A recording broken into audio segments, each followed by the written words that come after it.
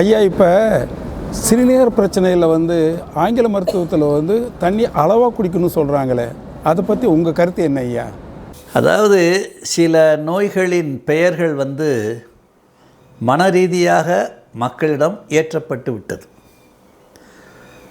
எப்படி டிவிக்கே ஜெயிக்க வைக்கணும்னு இந்த வாண்டுகளெல்லாம் மனசுலாம் அந்த ரூட்டுன்னு ஒரு குரூப்காரன் அந்த மனநோயை உண்டாக்கிட்டான் இல்லையா, அதே மாதிரி cancer, heart attack, blood pressure, இந்த டயபெட்டிக்கு, இது எல்லாமே மக்களிடம் இந்த கார்ப்பரேட் மாஃபியா மருத்துவர்களால் ஏற்படுத்தப்பட்ட ஒரு மனநோய்.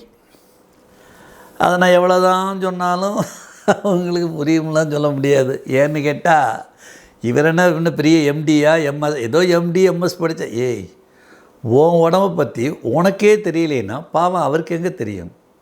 அவர் ஏற்கனவே படிச்சுட்டு ஒரு பெரிய கார்ப்பரேட் ஆஸ்பத்திரியில் கூலிக்கு உட்காந்துருப்பார்.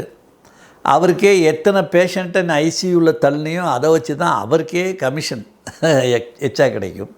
அவர் வந்தவுடனே என்ன நினைப்பார், ஒரு கிட்னி ஃபெயிலியர், ஒரு கிட்னி ப்ராப்ளம்னு நீங்கள் சும்மா ஒரு உஷ்ணக்கடுப்புன்னு போனாலும் போதும், கிட்னி ஆஃப் கண்டிஷனில் இருக்குது, நீங்கள் நல்ல வேலை வந்தீங்க அப்படி இப்படின்னு ஆரம்பிச்சிருவார். அவர் உடனே கிட்னி ஃபெயிலியர்னு வாங்க, டயாலிசிஸ். இவர் டயாலிசிஸ்னுன்னா அப்படி உடனே உங்களை சரி பண்ணுறதா நினச்சிக்குவாங்க.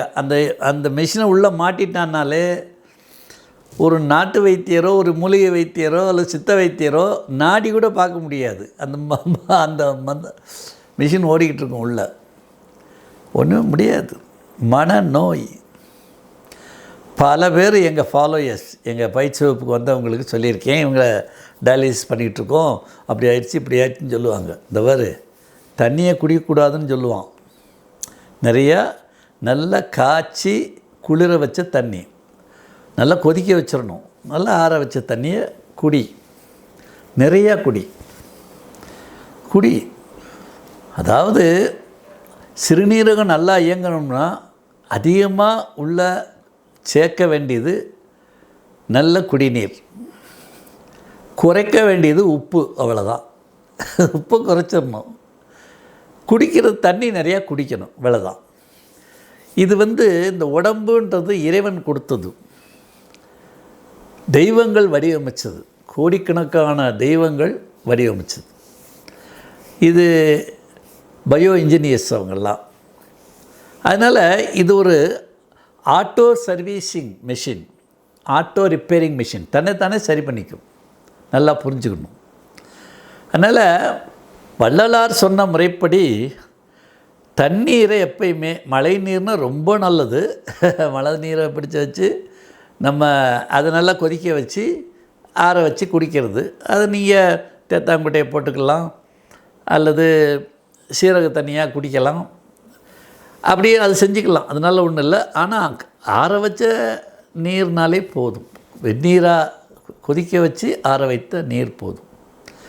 முடுக்குன்னு குடிக்காமல் எந்நேரமும் அப்பப்போ ஒரு மடக்கு குடிச்சிக்கணும், பிறகு கொஞ்சம் நேரம் கழித்து மறுபடியும் ஒரு மடக்கு, இப்படியே தண்ணியை குடிச்சிக்கிட்டே இருக்கணும், அந்த ஃப்ளோ ஓடிக்கிட்டே இருக்கணும்.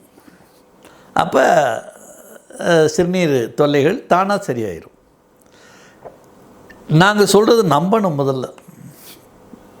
அதுக்கு மேலே உங்கள் ரிப்போர்ட்டை பார்த்துட்டு அந்த சிஸ்டத்தில் ஏதாவது டிஃபால்ட் இருந்ததுன்னா சரி பண்ணுறதுக்கு ஹோமியோ வைத்தியர்களுடைய நம்பர் கொடுத்துருக்கோம், இயற்கை மருத்துவத்தை அறிமுகம் பண்ணியிருக்கோம், மூலிகை மருத்துவத்தில் எதெல்லாம் சேர்த்தா நல்லதுன்னு சொல்லியிருக்கோம்.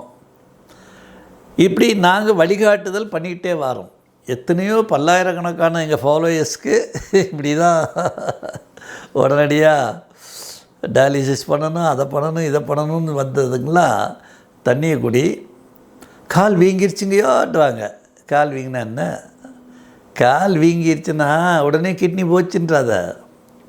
கால் வீங்கிருச்சுன்னா நைட் படுக்கிறே இல்லை, நீ என்ன பண்ணணும் தெரியுமா, காலுக்கு 3 தலையினை வச்சிடணும், தலைக்கு 1 தலையினை போதும். காலை மேலே தூக்கி வச்சு தூங்கிட்டேனாலே மறுநாள் கால் வத்திரும். ரொம்ப சிம்பிள். அதாவது உடம்பு தன்னைத்தானே எல்லா உறுப்புகளையும் நலமாக்கி கொள்ள முயற்சி செய்யும். நாம் தான் அதுக்கு உடன்பாடாக இருக்கணும். மாத்திரையை தின்னு, மருந்தை குடித்தேன், டயாலிசிஸ் பண்ணேன், அதை பண்ணேன், இதை பண்ணேன் நீங்கள் செய்ய ஆரம்பிச்சிட்டிங்கன்னா பொல்யூட் ஆயிரும். அப்புறம் அவங்க என்ன சொல்கிறாங்களோ அதன்படி தான் நீங்கள் கேட்டு கட்டையில் போகும் தண்ணி அந்த வேலையெல்லாம் செய்யணும். சிவாஜி, எம்ஜிஆர் எல்லாம் கெடுத்தது இந்த கிட்னி ஃபெயிலியர்னு சொன்னது தான். நல்லா வாழ்ந்திருப்பாங்க, ஆனால் அவங்களுக்கெல்லாம் சொல்கிறதுக்கு ஆள் கிடையாது, உண்மையை உணர்த்துறதுக்கு ஆள் கிடையாது. பாவம் சிவாஜி நடிகர் திலகம்லாம் கடைசி காலத்தில் தண்ணியே கொடுக்க மாட்டாங்களாம். அவர் கெஞ்சி வரான், ஏம்மா இவ்வளோ சொத்தை சம்பாதிச்சிருக்கேன், சொத்துலையா பங்கு கேட்டேன், தவிச்ச வாய்க்கு தண்ணி தானே கேட்டேன். இல்லை மாமா, உங்களுக்கு 1.5 லிட்டர் தான் கணக்கு மாமா, அது ஏற்கனவே கொடுத்தாச்சு மாமான்ட்டு வாங்கலாம். இப்படியே எம்ஜிஆரே அப்படித்தான் 70 வயசு, இந்த என்னெல்லாம் உட்காந்துருக்கேன் 76 வயசு, இன்னும் 20 வருஷம் ஆனாலும் இப்படி தான் இருப்பேன். எனக்கு தெரியும். தன் உயிர் தன்வசப்படுத்தும் வித்தை, தன் உடலை தன்வசப்படுத்தும் வித்தை, இதெல்லாம் எனக்கு ஈசன் உள்ளேருந்து உணர்த்தி கற்றுக் கொடுத்துருக்காரு.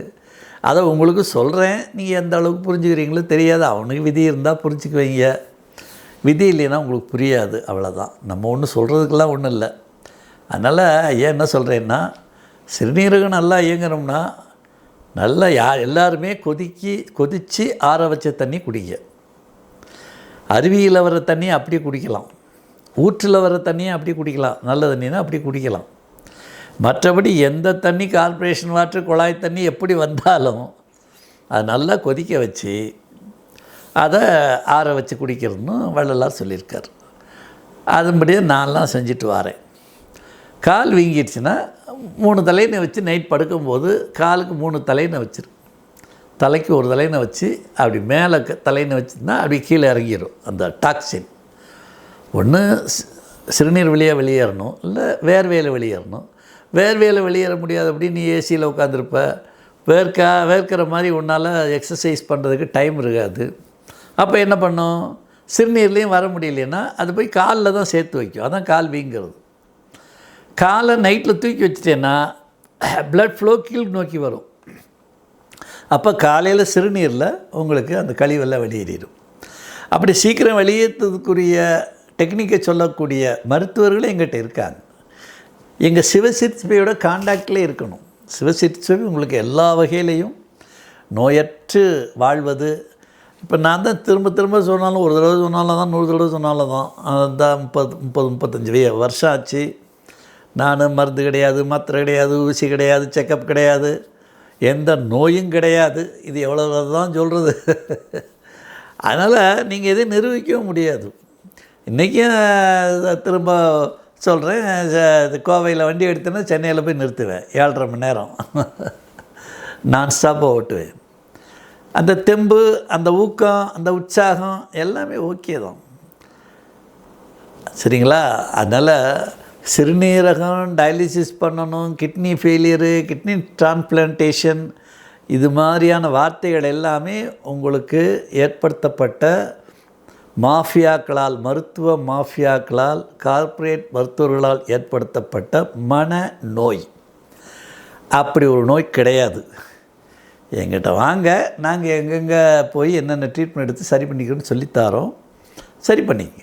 தண்ணியை குடிக்கணும், உப்பை குறைக்கணும், படுக்கும்போது சில டெக்னிக்கை பின்பற்றணும், சில எக்ஸசைஸ் சொல்லித்தருவோம். அதையும் செஞ்சிங்கன்னா கிட்னி ட்ரையம்ப் ஆயிரும், நோய் காணாமல் போயிடும். Very simple.